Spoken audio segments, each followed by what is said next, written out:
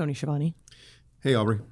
How you doing? I'm doing great. It's great to have everyone back with us on All Elite Wrestling Unrestricted. Unrestricted. It's the official podcast of AEW. We are with John Moxley.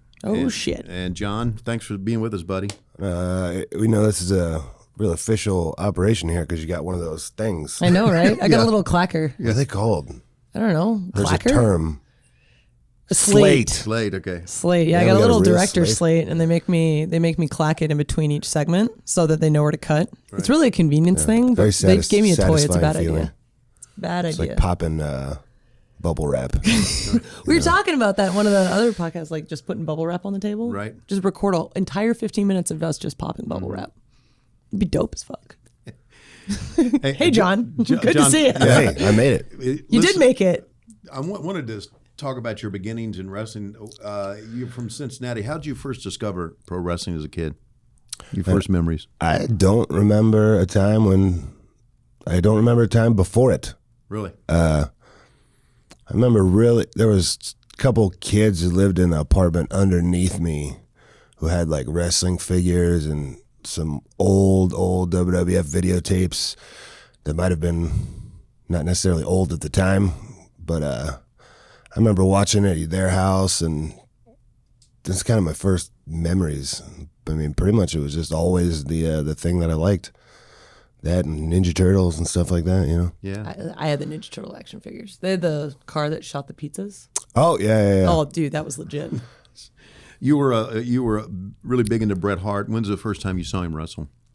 Probably around that same time. Yeah, like early mid-90s, Bret was the guy. Right. I kind of missed Hulkamania. I was born in 1985, so by the time I was watching and could understand what was going on, You kinda moved past I'm that. like 7, he's already kind of out. Right. Bret was the guy at that point. Sure. So, he'd be on like WWF Superstars or the Saturday morning shows, and, I'd watch there was a lot less wrestling content back then. There might have been 1 hour show a week. Or there was WCW too, but I never really saw much WCW until a little later, until like the Nitro days. I was never exposed to it. Sure. But you find that 1 hour a week on was about all there was back then. But there was videotapes, so I was obsessed with videotapes. You were a tape trader?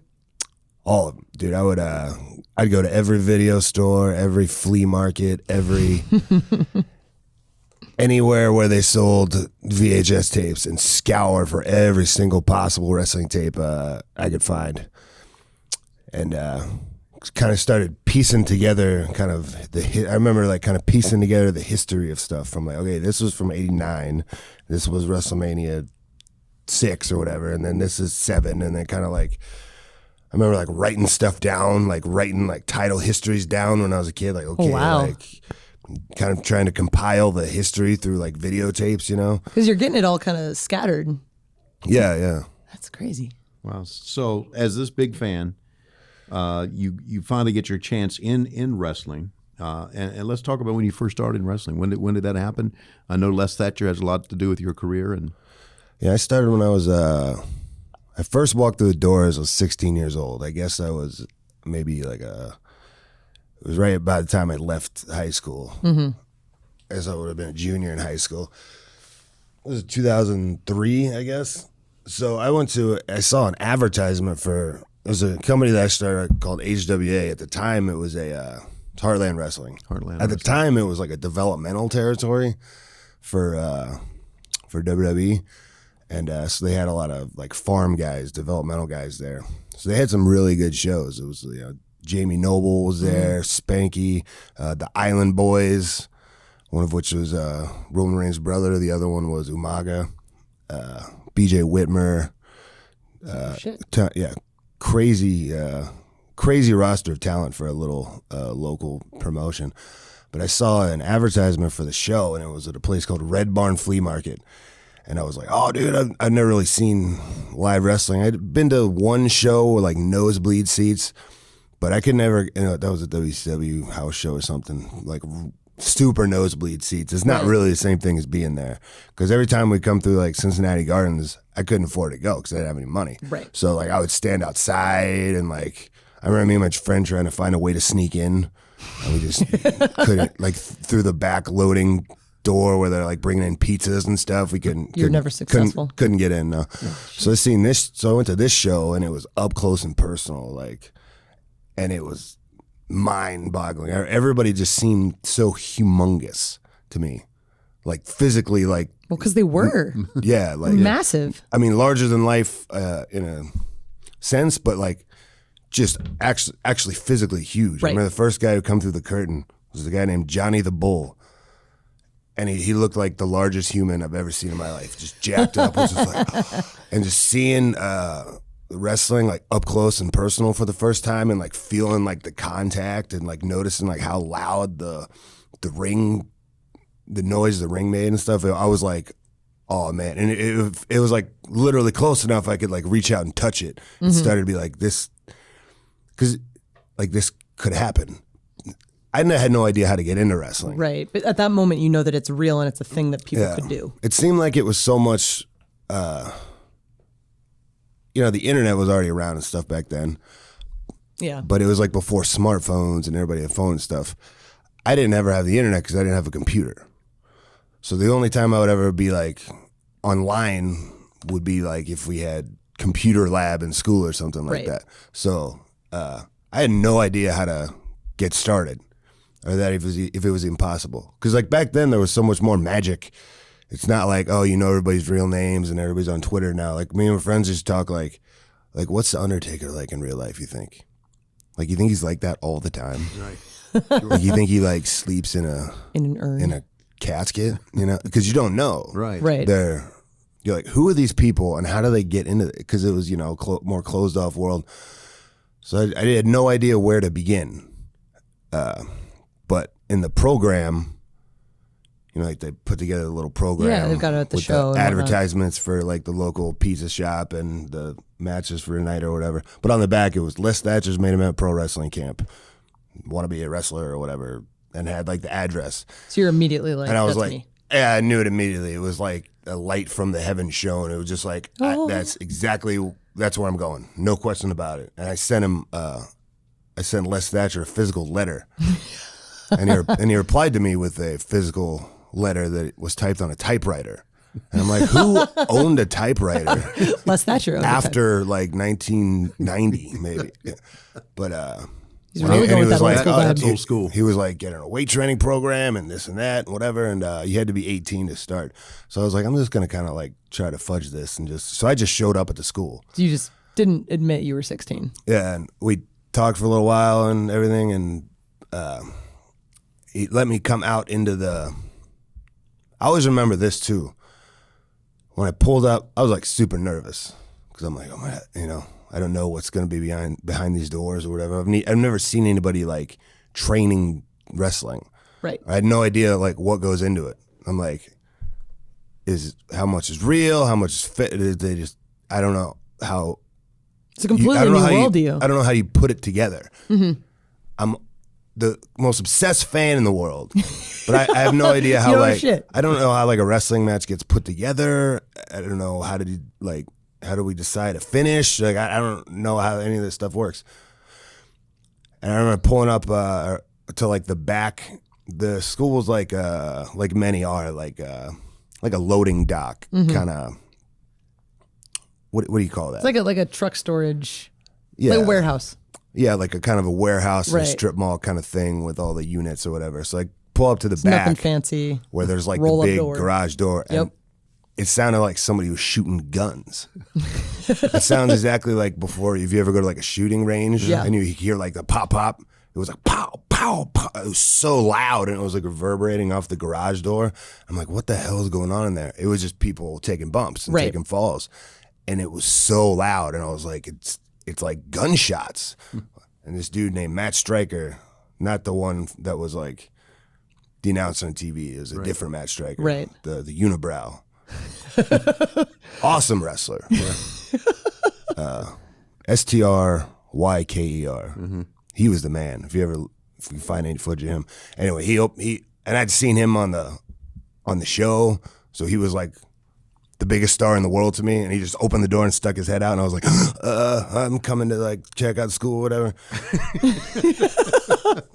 And anyway, I talked to Les for a while, and then he brought me in to watch some of the training session, and like, it was like seeing, it was like the Wizard of Oz, seeing like they pulled the curtain back. Like the curtain was pulled back. I was like, oh my God, like seeing people. I remember they were like working on like punches and strikes and stuff like that.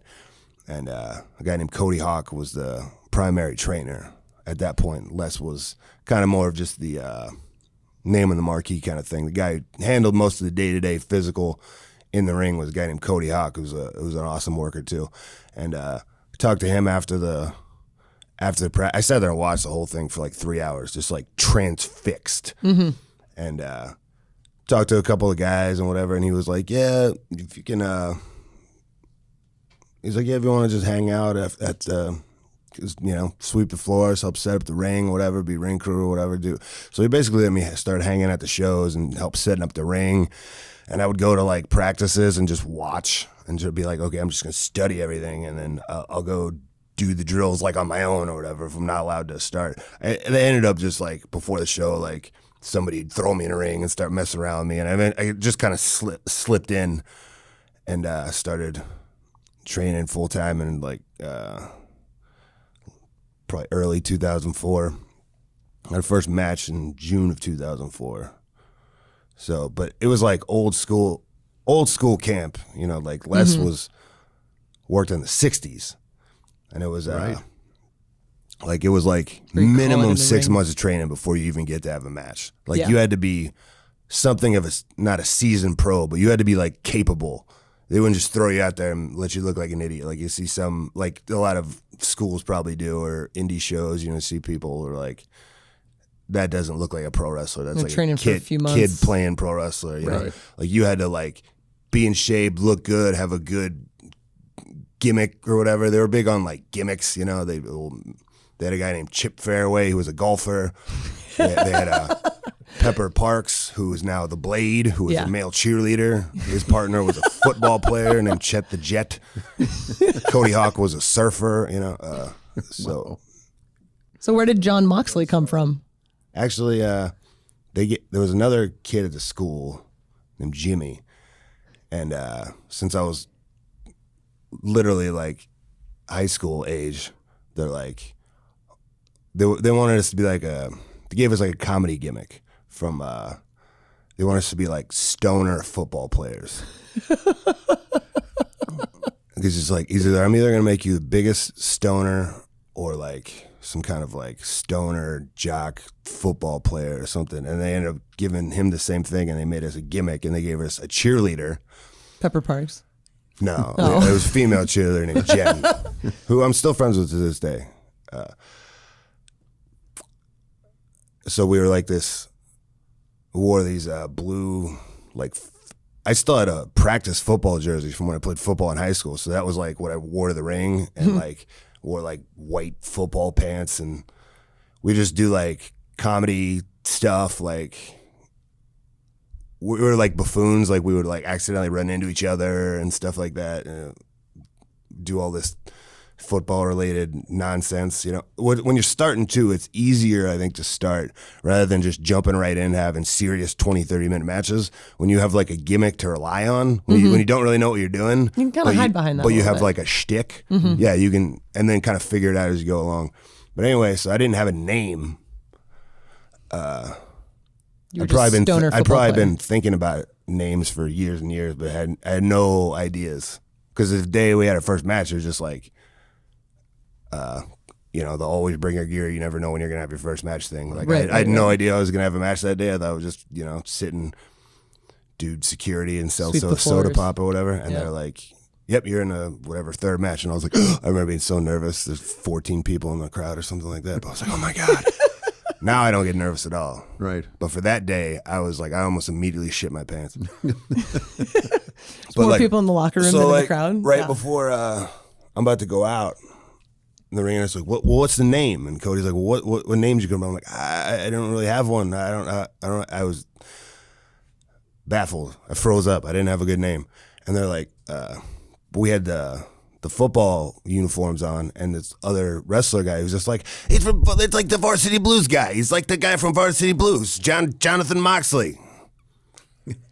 And they're like, that's cool. And I was like, oh, okay. I was too nervous to say yes or no or whatever. I was just like, okay. And that literally on the spot within 90 seconds. That was your name. That's where the name come from. Actually, in the movie, what's that guy's name? The guy from like, what's that guy's name? Yeah. I saw the movie, but I'm not good long time ago. James Vanderbeek. James Vanderbeek. Oh, thanks. Oh, there we go. In the movie, it was Mox's son. Oh, John Moxley. So the guy screwed up the name a little bit. Well, there you go. Then you're not copying somebody. Yeah, so it worked. Yeah, wasn't my idea at all. It was just like it was just foisted upon me, and I just after I would drop the football thing after like 6 months or however long it was, I just kept the name locally, and then I've always kept it, and I don't mind it. It works. He's going to laugh when I say it, but he really, really is. Look at his eyes roll already. Listen, where are you going with this, buddy? We are talking with one of the great champions, Taz, and I say that honestly. Taz and I give each other a hard time a lot. I always love the laugh that happens after someone says that. But if you followed pro wrestling, you know his accolades. ECW World Champion twice, TV Champion, ECW Tag Team Champ many times, a color commentator for the WWE, in-ring performer for TNA, and a broadcaster, now part of the AEW broadcast team. Not only that, successful podcaster, radio host. Anything you haven't done? No. Did we miss anything? No, I think we're good. Thanks for joining us. Good to talk to you, Tess. No, well, Tony, I never know when you're sincere. Really? Aubrey, I know she's sincere. Okay. But you're quite I'm tricking you then, buddy. Yeah, no, but I don't know you as well.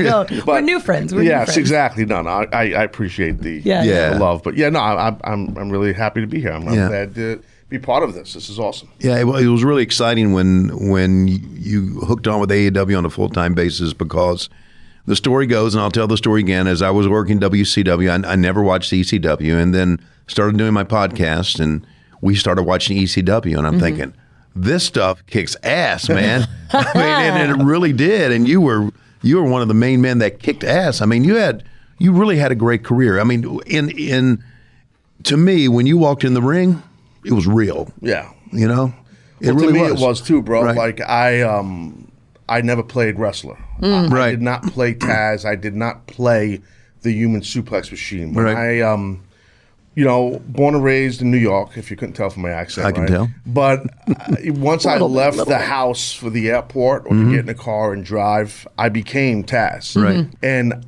some guys, as you guys know, can turn it on and off right before they go through the curtain. Right. That's not me.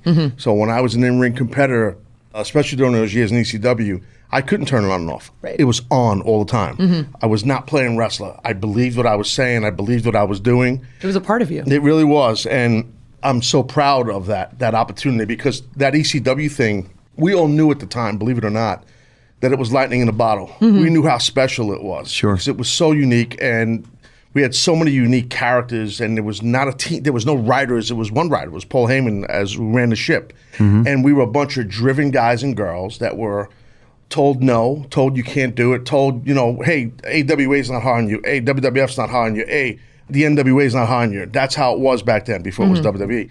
And we were a bunch of angry, pissed off people. Right. And So you're all just saying fuck it and just doing whatever you want. that's exactly what it was. And that was the mindset. Every night, no matter if there was 100 people in the crowd, 10 people in the crowd, or 3, 4, 5,000 people in the crowd. Right. It didn't matter. We were angry. We were driven. I was probably the most angriest, because that's what the character was, and that's who I was. And, I was a sort-off mean motherfucker. Right. And I still have that guy in me. Right. Yeah, I know Trust that. me. I know you do. I physically can't do what I did because of injuries, but Right. but in my mindset, it's there. Right. That's awesome. Do you feel like part of that comes through with your broadcasting at all? Absolutely. Because as an in-ring competitor, I was always very proud. It was very hard. Like I was always an athlete. I played football. I was a judoka. I was an amateur wrestler. I did all these things as a young guy that were very difficult. But when I got trained to be a professional wrestler, it was literally the hardest thing I did. It was very difficult. It was a little bit different years ago, the way you got broke in and how you got broke in. I broke in 1986, and I debuted in 1987. That's a long time ago. And I got broken in by an old-timer, a guy named Johnny Rods. And he a real Brooklyn guy, WWF guy for all those years, underneath guys, we would call it. but a respected guy, you know, very respected. And he broke us in hard ass as shit. Like he was just, we didn't learn Carney. We didn't learn words like kayfabe. We didn't know. We learned in the locker room. We learned the hard way. He just kept us dumb. So we learned. Now today it's different, obviously. You know, I know that, and that's just evolution. And I think that's great. So for me, to answer your question, I was always very proud to be a professional wrestler, and I'm still proud that's part of my history and my legacy. So now as a broadcaster, all the years I've been broadcasting, no matter if it was WWE or TNA or now, you know, with AEW, I'm very proud of that because I'm proud of what the men and women do in the ring, including referees and all broadcasters and in-ring competitors. I'm very proud to be part of something like this with young folks. I love young vision. I love the young exuberance. I love the young energy, you know, because, so like we talked ECW. So years ago, during those ECW years, the whole company, as I laid out, was pissed and we were angry. We were driven.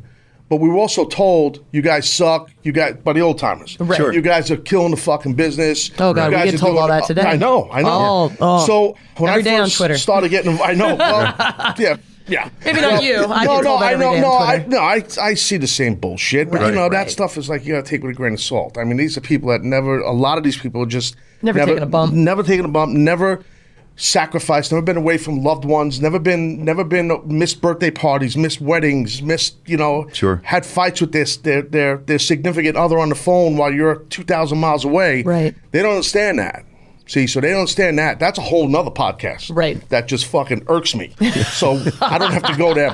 But anyway, so the thing we'll bring in Taz later. Exactly. The thing I was getting at was like the ECW thing. Like, so we were told, just like AEW, by a lot of, you guys are doing too many spots. You guys don't sell. That guy, he's going through tables and there's too much blood. You guys are juicing. That guy's doing too many suplex. That guy's, fuck you. Yeah. Okay, that's how we were towards those old timers. Right. And I feel the same what you get with a lot of the AEW talent.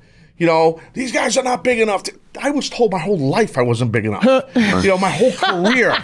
So that to me, it just drives this locker room, this AEW locker room, all the guys and girls.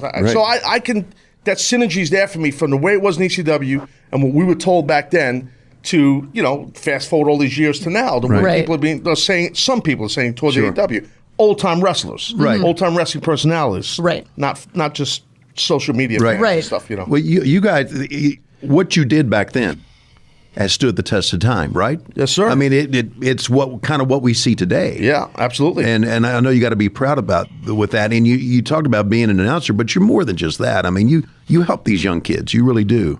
You mean here at AEW? Here at AEW, yes. I try to hang out by the ring. Right. And I don't mean this egotistically, because I don't want to come the wrong way, but they come to me. Right. Well, of course they do. You know, they come, which I appreciate that. They appreciate me, but I appreciate them being humble enough to say, hey, what'd you think of this move? Or, hey, should I change this? Hey, do you have a mindset on this, Taz?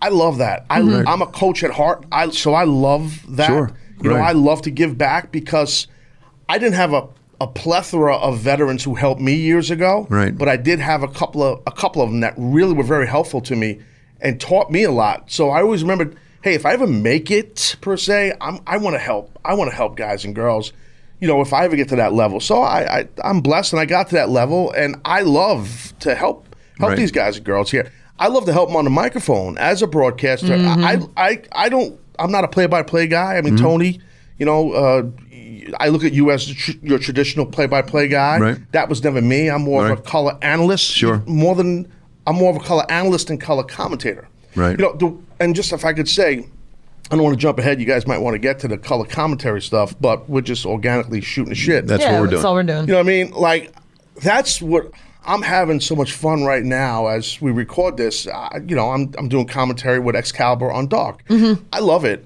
You know, because it's a lot of the younger people a lot of them are chomping at the bit to get on Dynamite on a regular basis, and I love that. So my job, no one's told me this, but I know my job is to help get those guys and girls over what they're doing in the ring and accentuate that. Right. So like all year, like a lot of my commentary work in TNA, some people didn't like my commentary work, some of it, because when I was a heel character and I was with this Aces and Ace group, they wanted me to be a heel commentator. Right. So I was acting like an asshole on the air and not really getting everybody over it, except the heels. I hated it. Sure. But as you know, you guys, do what you're you gotta getting do. paid. You got to do your job. If you're dealt these Right. cards, you have to play them. Right. And in WWE, a lot of my, not a lot, but some of my commentary was ha-ha fun.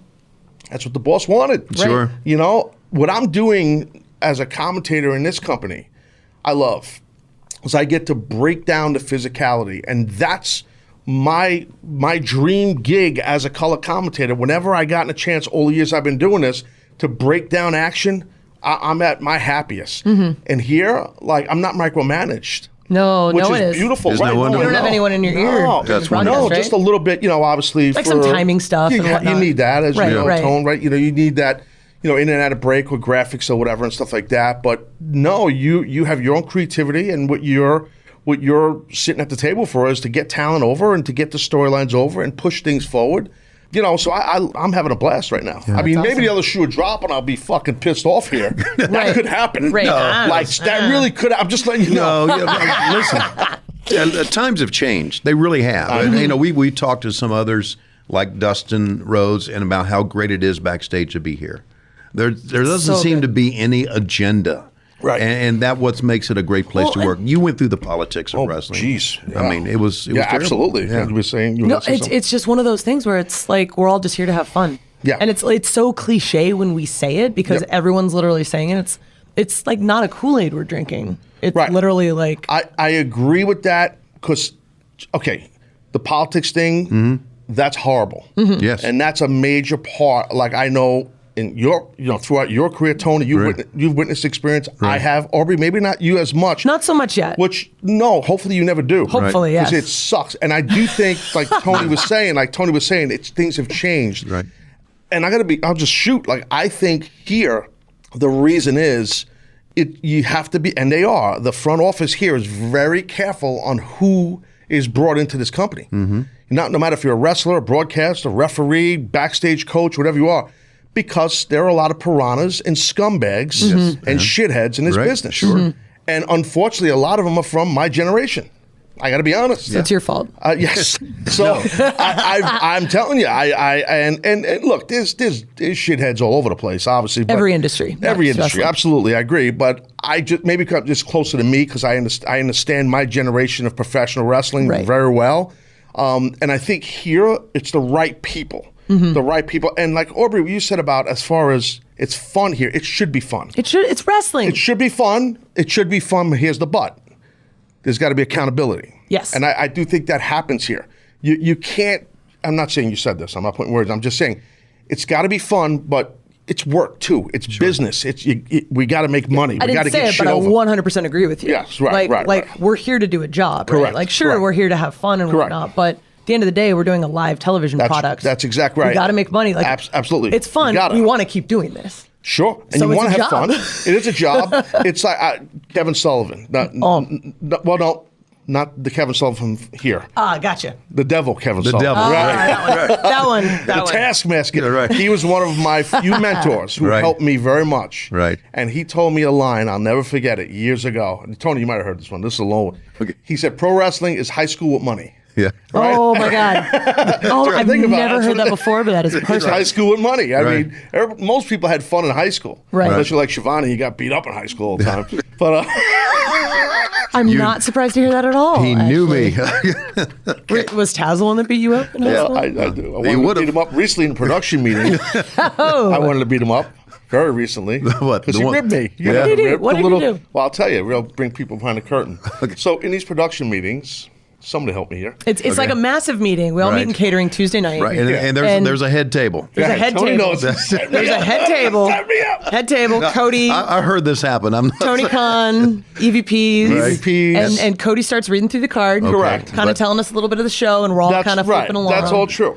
But what's at the table in front of those men? Oh, the little signs with their names, The little signs with their names. with the Right. little shoot names. Right. Right, which means real. Right. So we go into a meeting recently here All right. at AEW, and I mind my business. I sit in the back of the room, And Tony, look at Schiavone. He's acting like, well, tell me. He knows he knows fucking everything. I heard this story. Yeah. And I have my own sign. I have it. I'm excited. Did you see the sign? You have a sign?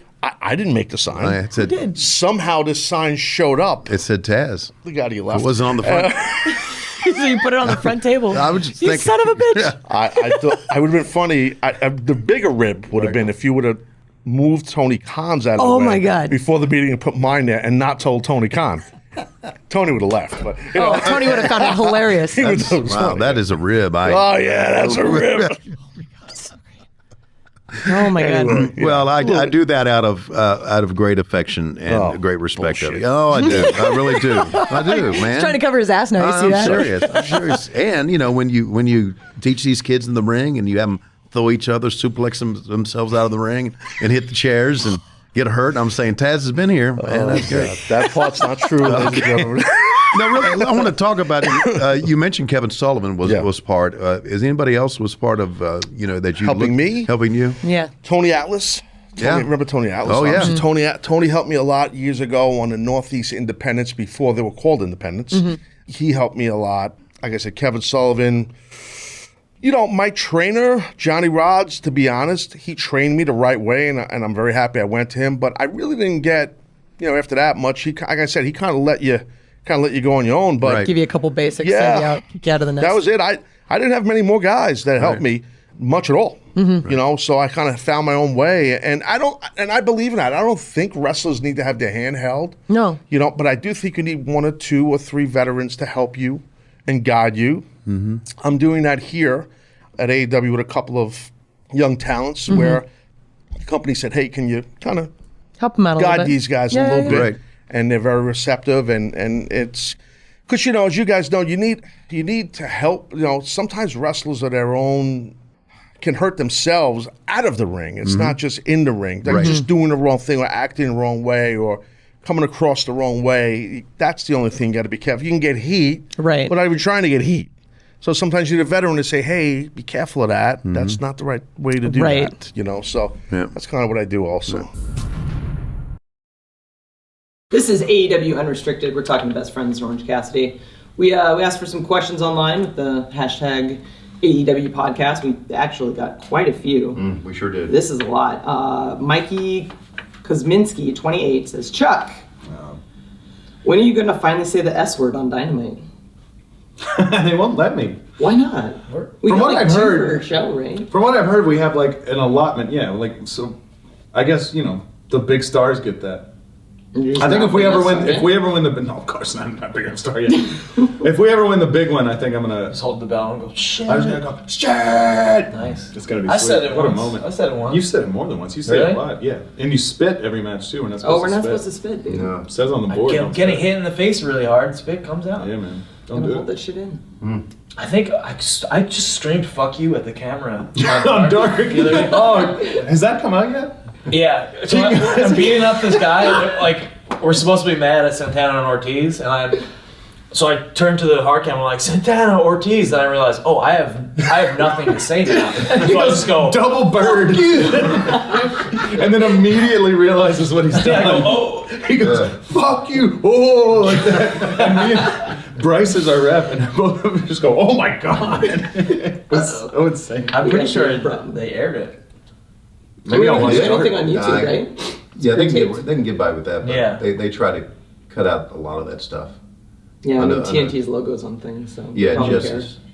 Yeah, Jess edited some of that stuff out. You're just making Jess's life difficult. Yeah. Oh, we've become very good at making Jess's life I bet difficult. you have. Every promo we ever cut takes Takes her 3 hours to edit together, I'm sure. More than that. Yeah.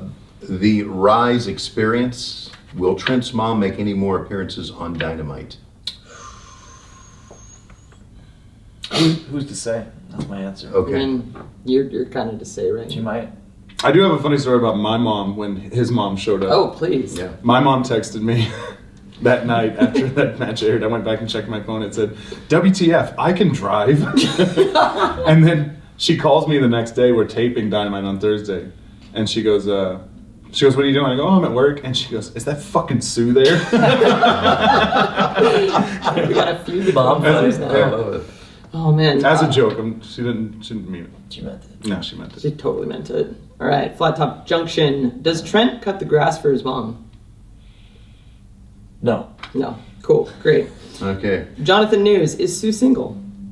No. How many? Wow. There's a lot of questions. mostly about about you. She's older than all of us. Next Okay. one. Way Off Broadway. Do you plan to keep the Dark Order away from Sue? Or are you just going to let her drink the Kool-Aid? We should really just have your mom on the podcast. So much, Right? It's not real, so it's like yeah. All right. You guys just really end the podcast on that, right? Who cares about any question? Okay. I'll keep her out of the Dark Order. So. Okay. All right, good, good. These guys were part of my childhood. These guys will be saying 30 years from now. And they said that on, okay. This is from Ozzy20, and this is for Orange Cassidy. Will we see Orange Cassidy's orange juice at our local convenience stores?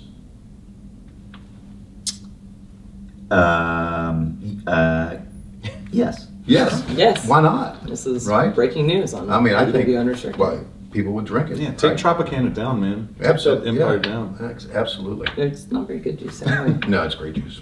But it's not orange. What's the number one juice? I would say it's probably Tropicana. It's probably Tropicana. Really? Yeah. Or like, what's the one that's not actually orange juice? It's like orange drink. Sunny Delight. Yeah, Yeah. that one's probably gets. I like the one that's in a. This is really great for the audio. It's kind of shaped like this, Mm-hmm. with a Oh. circle, big circle cap. Oh, the I don't- naturally orange one or whatever it I is. don't know. Yeah, they make like the apple juice and stuff. Yes. Simply orange. Simply, that's it. That's it. Tony Schiavone to the rest. Thank That's you it. very much. That's a great one. Yeah, it is. All right, this question's from John Anthony 1270. Who is your favorite tag team to work against? Oh shit. Maybe the Bucks. Suck ups. Maybe Cody and Kenny. If it was Cody, Bucks. Kenny, and the Bucks all together Yeah. or TK and with Tony, Tony, Chris Jericho, if they were teaming together. Yeah. Right. something just- like that. Yeah. I could work. You could work the Young Bucks every day of the week. They're very. You don't get hurt, and you can do crazy stuff. Right. And that's all you can ask for. I I think get is that. to not get the shit kicked out You of guys worked against them a lot, right? Oh, yeah, Yeah. a million times me Right. too. Yeah, me and Rocky in PWG, Japan all yeah. the time with them too. Also, like they're really creative, so like I don't have to think that much. I'm like they'll say, "Let's do this," and I go, Who "Yeah, did that this sounds." table? You've been wiping something off for like Oh, I don't know. the whole time. There's little fuzzes. Okay. You Okay. do not like that? Well, That's cool. That's Whatever a you wanna fine. do. I was just curious, like smoke crack or See something. the sign What's behind going us? on, man? Unrestricted. Oh, Whoa. watch Okay. this. Jesus. Oh, that's unrestricted as Oh, hell. that's too over the top for me. I scratched the table for people just Okay. listening. What was the stuff Trent had to eat on MTV show Silent Library? And Oh. does Trent still keep in touch with the bird? Talk about that experience. What the fuck is this? Yeah. So I was on Silent Library. Yeah. I don't know if anyone knows that show, but the final stunt of the day, or like a prank stunt, I like sat in a bird nest. Close to them. I sat in a bird nest and like it was called like bird feed or baby bird feed, and so I sat in the nest and I had to open my mouth, and then a man in a bird mascot costume comes out, and like it's got an open mouth and like a stream of puke shoots out of its mouth, and I have to open my mouth and accept the vomit. Was it actually? And like it, What was they it? mixed up whatever they mix up in their secret lab, and it tastes like puke. Oh shit. Like they have all the secrets to make it taste terrible. Did you get paid for this? Yeah, Makes it at least worth it a little Wow. it was fun in the end. That was a fun experience. Yeah. Okay. Oh, when the Birdman puked in your mouth. What a time. At least you're on MTV. bit. Oh man, we got a question from Marshall Haycock 77. What Get is better Twitter handles, I know. guys. What's all these numbers? Trent. How many Marshall Haycocks are there? There apparently are 76 before me. Yeah, right. Okay. so? Who's your or what's your favorite tag match that you guys have ever wrestled together? Probably me and Rocky. And Maybe I like the Zack Sabre one Yeah. with Zack Sabre and Marty Skrull. Maybe yeah, I think that was our favorite. Maybe the best. it wasn't one. in AEW. No. Well, it went like over 30 minutes. We haven't had Yeah. a chance to do that here yet. Yeah. What's our? AEW one? Yeah. I loved your match with Kenny and Nakazawa.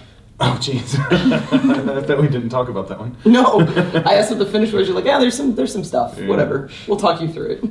I like the one we had with Kip and Jimmy, weirdly, the little hardcore match, but I like the one garbage with wrestling. fans there more. Yeah. No answer.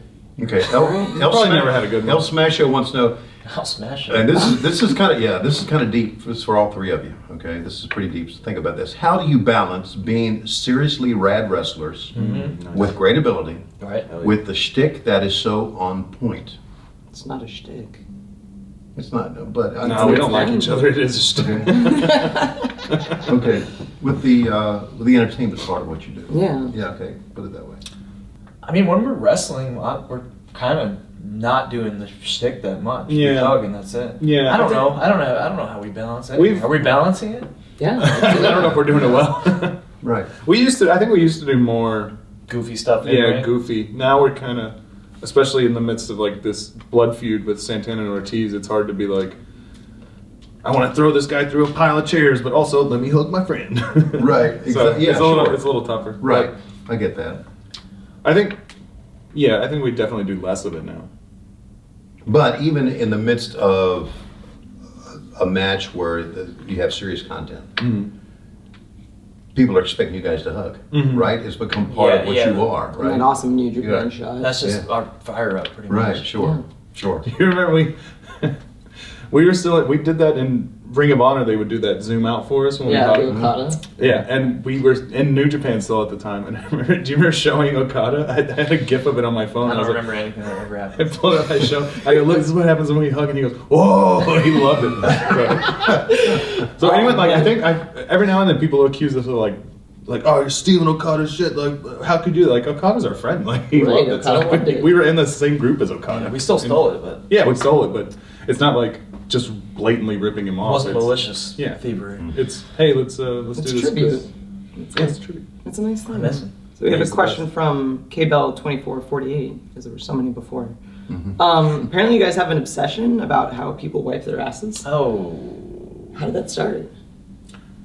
Lord.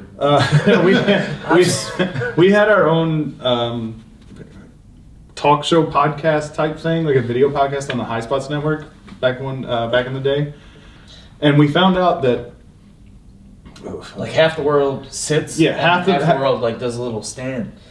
when they To wipe wipe their asshole. wipe their butt after they defecate, I'm trying to be clean. And we would ask. That was our big question. Yeah, that was like the main focus of ours, because the other half doesn't know that the other half exists. Like everyone that stands thinks everyone stands. You everyone just that figure sits. the way that you wipe your ass is the way that everyone wipes their ass. Yes. Oh. And most people don't know that the other I half sit. exists. I sit. We're both sitters. I said. Yeah. Tony, what about I you? stand because I got gator arms. I got reach my asshole. Okay. But yeah, No, that was that's not. that was no the- excuse for standing. That was like our big home run question on our terrible show. Yeah. Hopefully no one will go back and watch. Glad we brought that up on this one. Yeah, sure. Orange, you want to chime in on this one? Yeah. How do you wipe your ass? Just- I don't know, man. okay. We would also take our shirts off and tweet pictures to The Rock. Until he actually. But one time he responded. Then we're like, all right, this is done. this is over. Wait, did he? That was like the end of the show. Would be we all take our shirts off and tweet something to The Rock with us with all our shirts on. Yeah. Really? Yeah. But we had Jack Evans on. Jack Evans in AEW now. We had him on one time, and The Rock responded to it. So we got real nervous. Yeah. He's like a Never real again. person. Steve Mander submitted a question on our video it's at tntdrama.com/all elite wrestling/unrestricted podcast. You can see the video portion of this, which you're going to be very entertained by. Oh, by the yes. way. God, this is on TNT's website. Yes. TNT actually It's pays going to be him. on TNT. Literally everything you're saying. Okay, and this is for you, Orange. This is okay. No, this is a serious It's a good question. Yeah, it It's is a good question. Think about this. How does it feel to prove many of the all-time greats wrong by being so successful in capturing the hearts and minds of so many fans? Ooh. It's deep. It feels so good. Because there's a lot of people that said I would never do anything Yeah. and this wouldn't amount to anything. And now here I am sitting between Aubrey Edwards and Dustin on TNT, really crushing it. Thank you for your question. Oh my God. Great answer. Great answer. Oh man. Oh. All right. Let's see. What was the big bonding moment for best friends? What was the big moment? China. China, and we were Wait, the both, wrestler or the country? both. No, we went on a trip to China for Evolve Wrestling, right? Mm-hmm. And we were there for 10 days or whatever. It was a Damn. really great experience. Also, we were both real sad because our girlfriends had both just dumped us. And they kind of bonded Was over it that. coordinated? I think they're together now, actually. Our ex-girlfriends. But yeah, we were both weird sad guys, so So that was the big bonding moment. commiserated Yeah. over being China shitty and sad guys. Just sad guys in China, man. Yeah. Wait, Was that the movie? No. sad guys in China. That's a great name for a movie, I can tell you that. Okay, let's see. We missed one. Oh, yeah. Lancashire Land. Chuck, will we ever see the invisible grenade finisher in AEW? No, God, no. Okay. You hate that you ever did that. I do. It's a fucking YouTube video from 12 years ago, and I still get judged on it. It was in Chicago. It was in that stupid promotion with walking ice cream men and a bunch of ants. I wouldn't do it on TV. We got a couple more minutes. Here's some fast questions for you. Chuck, what is Trent's favorite movie? I don't actually know. What is your favorite movie? You don't have to guess. Oh, Mighty Morphin Power Rangers. No, never liked that shit. Okay. Trent, what is Chuck's favorite color? Favorite colors are for little kids only. My favorite color is orange. Weirdly, actually. Trent. Actually, Chuck, question. What is Trent's favorite cheat day food? You're not like you don't have like a great diet, right? Your body just works correctly? I mean, Like you don't do you do cheat days? I do. No, I don't do cheat days. Yeah. You don't do cheat He days at doesn't all? He doesn't eat great. I do he's got- fasting, and then like whenever Yeah. I eat as much meat as I can first, Yeah. and then whatever else fits in after that. He has great genetics, man. He has those big natural titties like from birth. Wow. Big That's- natural titties from birth. Yeah, that's cool. No, more puberty that came. That's Nah, he probably popped out. I'm with telling those. you right now, that's a t-shirt. Big natural titties from birth. That is a t-shirt. I don't think there's a better way to end the podcast than that, so we might as well wrap it up. Chuck, Trent, and Orange Cassidy, thanks, man. Thank you so much. Thanks for being with us. guys. Thank you. This is awesome. So This is subscribe to AEW Unrestricted Podcast for free wherever you get your podcasts. Please leave us a rating, review. Please tell us how much you like us talking about Tony Schiavone's balls. We didn't even talk about those. We didn't. That's We a didn't whole have nother to- podcast. We're gonna have to bring you guys back, Yeah. do ad reads and shit. You can check out the video Are they version of long? the podcast Are on they long or YouTube. something? Like his balls. Yeah. What's the deal? He Standard? just- Sorry. Pop quiz, Tony. What about them? Are they standard balls or No, Add Trenty Locks let wants me to know let me about just Tony let me just close with this. If you ever gone to a produce department and see the coconuts, okay, and see like the old gray hairs on the coconuts, that's me. Okay, all right, and that's about the end of that. You can check out the video of this podcast on YouTube. Just search for AEW Unrestricted. Yes, and tune in to AEW Dynamite Wednesdays 8 o'clock Central on TNT, 8 o'clock 7 Central on TNT. I'm Tony Schiavone. I'm Audrey Edwards. Thank you very much, and Orange Cassidy, thanks very much for not laughing. Yeah, you didn't know. I laughed a little bit. A little bit. You're a funny guy. Thanks, everyone.